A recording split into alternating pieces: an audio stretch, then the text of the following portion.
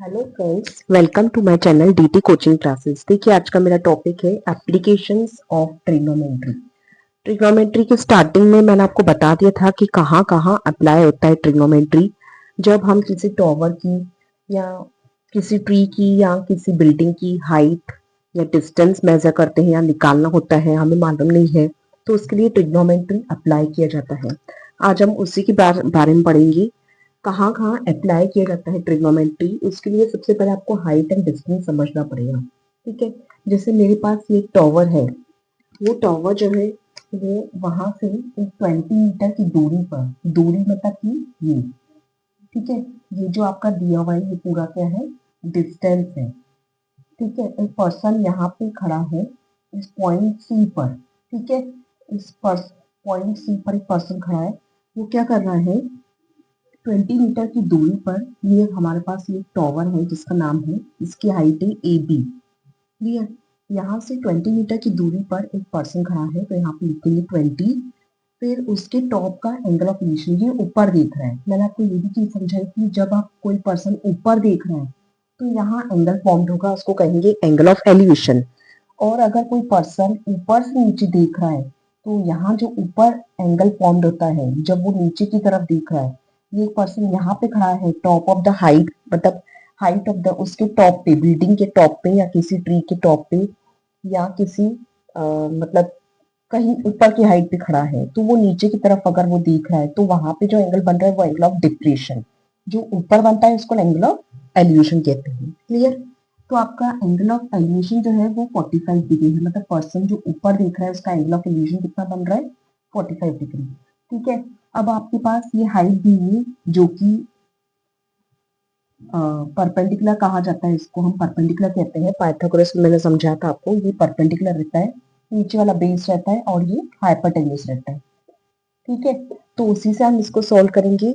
अब पहले हमारे पास क्या दिया हुआ है, परपेंडिकुलर और नीचे बेस। तो आप 45 का यूज करिए, पी अपॉन बी मैंने आपको बताया था कि ये चीज किस में यूज की जाती है, टेन थीटा में। क्लियर, टेन थीटा में ये चीज यूज की जाती है। तो टेन आपका कौन सा डिग्री दिया हुआ है, 45 डिग्री।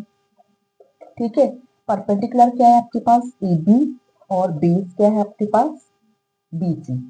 ठीक है, तो 1045 की वैल्यू मैंने आपको चार्ट समझा था, उसमें से बताएंगे आप। 1045 की वैल्यू होती है 1। ए बी आपका ए बी लिखा जाएगा क्योंकि इसकी वैल्यू आपको दी नहीं हुई है, ये आपको फाइंड करना है इसकी हाइट। और बी सी जो है वो आपको कितना लिया हुआ है, 20। तो 20 को आप यहाँ भेज देंगे, मतलब जो डिवीजन में रहता है, नीचे जो नंबर नीचे रहता है वो दूसरी साइड जाके, ये एक लेफ्ट हैंड साइड है, लेफ्ट राइट हैंड साइड है, जब वो दूसरी साइड जाएगा तो वो उसके साथ मल्टीप्लाई हो जाएगा, जो डिवीजन का नीचे वाला मतलब नंबर है। तो 20 जब इसके साथ यहाँ आएगा, 20 इंटू 1 20 हो जाएगा। तो आपकी ए बी कितनी आ गई, ए बी मीन्स आपकी हाइट कितनी आ गई, 20। यानी कि इस टॉवर की हाइट कितनी हो जाएगी, 20 मीटर्स। क्लियर, ये एक मैंने चीज समझाई है। अब दूसरी चीज मैं एक और आपको बताना चाहती हूँ। जैसे एक ट्री है, अब आपको उसकी हाइट दी हुई है, मान लो 10। अब आपके पास हाइट है लेकिन आपके पास उसका डिस्टेंस नहीं, वो पर्सन यहाँ खड़ा है। ठीक है, सेम वैसे ही क्वेश्चन है, सिर्फ यहाँ पे आपको डिस्टेंस दिया हुआ था, हाइट नहीं दी थी, ये हमने फाइंड आउट किया था। अब आपको ये चीज दी है, आपको ये फाइंड आउट करना है, तो भी आप क्या लेंगे, पी अपॉन बी। आपका एंगल ऑफ एलिवेशन वो बोल रहा है 45 डिग्री। ठीक है, तो आप फिर भी क्या लेंगे, 10 45 डिग्री। 10 45 मतलब कि पी अपॉन बी यानी ए बी, और नीचे क्या आ जाएगा आपका, बी सी। क्लियर, यही चीज, यही क्वेश्चन है, सिर्फ जो वैल्यूज हैं वो डिफरेंट है। ठीक है, तो यहाँ पे 1045 की वैल्यू 1 आ जाएगी, equals to A B. A B की वैल्यू आपको दी हुई है 10, तो आप लिख देंगे 10 अपॉन में बी सी। अभी वैसे बी सी और 1 इंटू हो जाएगा, बी सी इधर जाके क्या हो जाएगा, multiply, B C into 1, B C equals to 10 metre. तो डिस्टेंस क्या हो गया उस पर्सन का, उस ट्री या उस टॉवर से, 10 मीटर। क्लियर, अब आगे मैं और बताती हूँ आपको।